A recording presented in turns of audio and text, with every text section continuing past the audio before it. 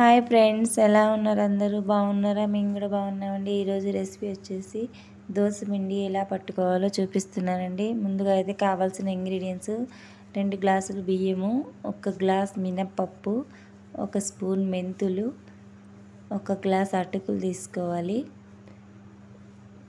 నేనైతే రేషన్ బియ్యం వాడానండి. ఇక్కడ మీ ఇష్టం, మంచి బియ్యమైనా వేసుకోవచ్చు. మీరు 2-3 సార్లు బియ్యాన్ని బాగా కడిగి వాటర్ వేసుకొని నానబెట్టుకోవాలండి. ఒక 5-6 గంటలు బాగా నానాలి. ఎంత నానితే అంత మంచిదండి దోసపిండికి. అటుకులు అనేవి ఇప్పుడే నానబెట్టకూడదు. మనం మిక్సీ జార్కి వేస్తాం కదండి, బియ్యం అన్నీ నానిన తర్వాత అప్పుడు అటుకులు నానబెట్టుకోవాలి.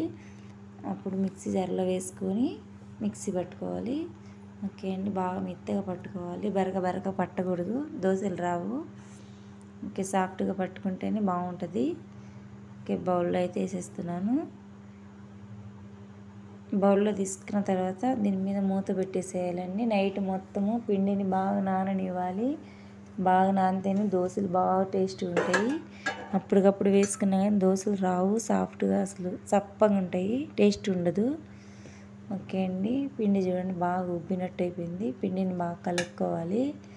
ఇందులో కొద్దిగా వాటర్ వేసుకోవాలి.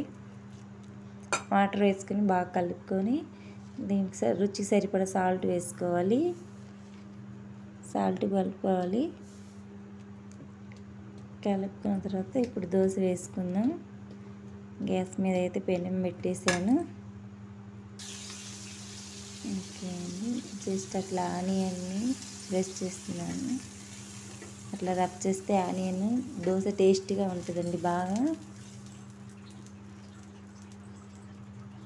ఒకసారి ట్రై చేయండి. మీరు కూడా నచ్చినట్టయితే మా ఛానల్ని సబ్స్క్రైబ్ చేసుకోండి, లైక్ చేయండి, షేర్ చేయండి. బాగా టేస్ట్గా ఉంటుంది. ఎలా వస్తే కామెంట్ కూడా పెట్టండి.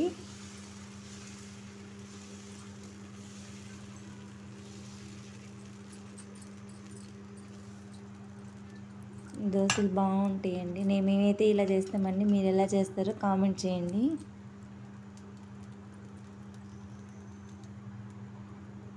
ఓకే అండి, బాగా ఎర్రగా వచ్చాయి చూడండి. మెంతులు వేస్తే బాగా టేస్ట్గా ఉంటుంది. దోశ కూడా బాగా ఎర్రగా కలర్ మారిపోద్ది. అటుకులు మెంతులు వేసుకోవాలండి, బాగా టేస్టీగా ఉంటుంది దోశ. దోశ అయితే రెడీ అయిపోయిందండి. చూడండి ఎంత సాఫ్ట్గా ఉందో. Okay friends, thank you.